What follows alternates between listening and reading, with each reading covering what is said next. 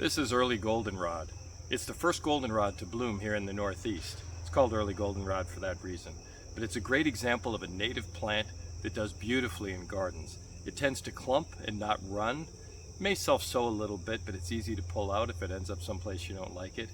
Just a great example of a native plant that you can bring into your garden to attract pollinators and basically give a boost to the ecosystem. Incorporating native plants into your landscape is a great way to help our native insects and pollinators, and there are lots of ways you can do this. If you're just getting started, it's best to think about native plantings in two different groups. The first is a native plant garden, and the second is a meadow. They may sound like the same thing, but they're really quite different. I'm using these terms loosely here, but in a meadow, nature decides where each plant grows. And in a garden, the gardener decides. I've had the luxury of trying both, and there's pluses and minuses to each. You can create a meadow in a few different ways. The most common way is to open an area and seed it with wildflower seeds. Another way would be to take an area and just stop mowing it, let nature take its course, and then edit the meadow over time.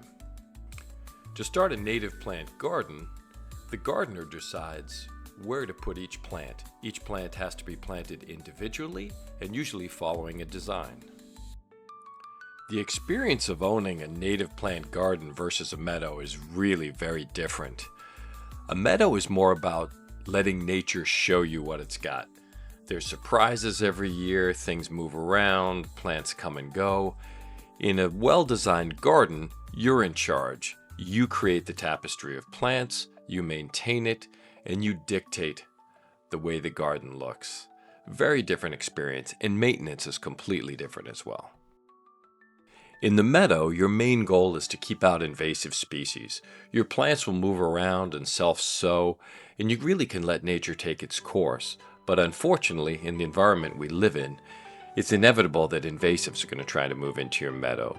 So again, your main maintenance is pulling out invasives, editing your meadow to make sure invasives don't take over. In the structured garden, it's a different story. You want to maintain a specific design and a specific look in your garden, so your main focus is keeping out weeds, of course invasives just like in your meadow, but also self-sowing native plants from your existing design. You don't want your design changing in unfavorable ways, so your main goal here is weeding and keeping things generally the same.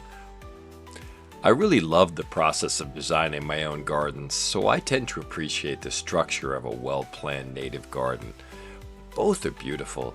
At the end of the day, you have to make your own decision on which way to go. A couple tips. Meadow gardens seem to work better in large areas.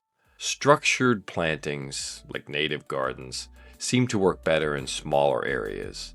They can also work in larger areas too, but they require much more work. I'd say the larger your area, the more you should tend to a meadow garden.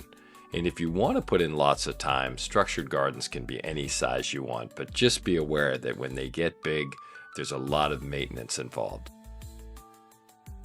Either way, I know you're going to enjoy your journey into native planting. Stick around, we've got a lot more videos to come. There's a lot more to learn.